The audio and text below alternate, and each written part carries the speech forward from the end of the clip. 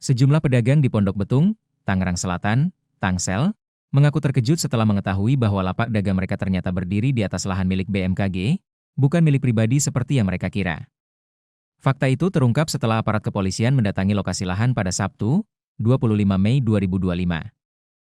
Salah satu pedagang, Darmaji, yang membuka warung seafood sejak Januari 2025, mengaku rutin menyetor uang sewa sebesar 3,5 juta rupiah per bulan ke rekening pribadi seseorang bernama Yani, yang disebut sebagai Ketua Dewan Pimpinan Cabang, DPC, Ormas Gerakan Rakyat Indonesia Bersatu, GRIP, Jaya Kota Tangsel.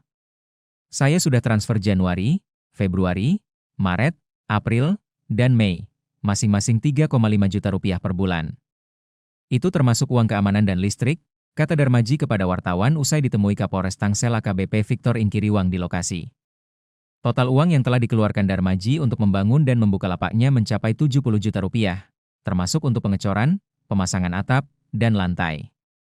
Darmaji mengaku tidak tahu bahwa lahan yang disewanya itu adalah milik negara hingga kemudian polisi datang. Saya baru tahu ini punya BMKG pas polisi datang, makanya saya bingung, ujarnya.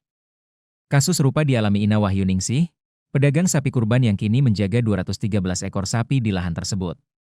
Ina mengaku menyewa lahan itu setelah berkomunikasi dengan dua orang yang mengaku sebagai anggota GRIP Jaya, yaitu Keke dan Jamal. Keduanya mengarahkan Ina untuk bernegosiasi langsung dengan Ketua Yani.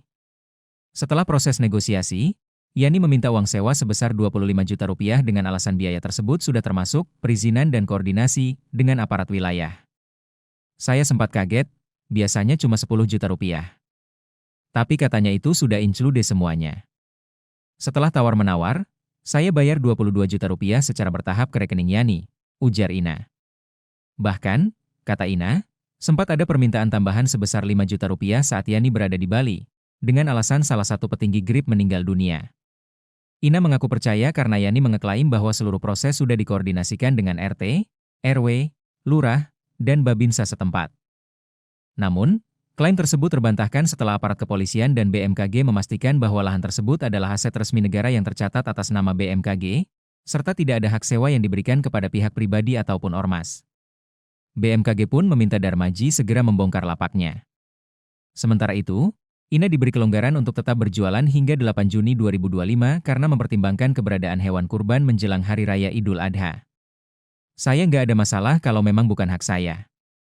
Tapi mohon kebijakan karena ini hewan hidup, kalau dipindah butuh banyak biaya, kata Ina. Kasus ini mengindikasikan adanya dugaan penipuan, penyalahgunaan aset negara, serta pemanfaatan nama ormas untuk melakukan pungutan liar. Aparat kepolisian disebut tengah menyelidiki lebih lanjut keterlibatan oknum-oknum yang disebutkan, termasuk Ketua DPC GRIP Tangsel. Jangan lupa subscribe ya!